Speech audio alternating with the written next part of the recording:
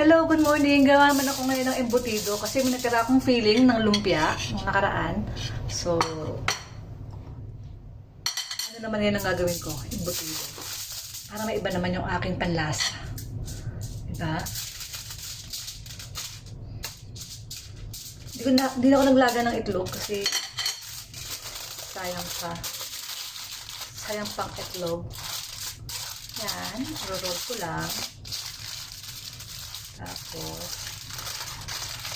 kasi may steamer ako dito eh.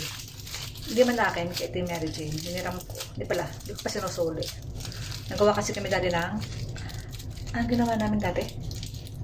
Naggawa ko ng molo. So, ito na to. Tapos, isa pa. So, luluto ko na to. Steam ko. Diba? Easy. Para hindi pare-parehas ang ginagawa. Kinakain pala. Pare-parehas nakakasawa.